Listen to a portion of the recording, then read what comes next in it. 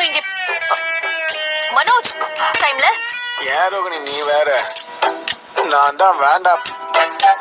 லூசா நீ என்ன சொல்லிக்கிட்டு இருக்க?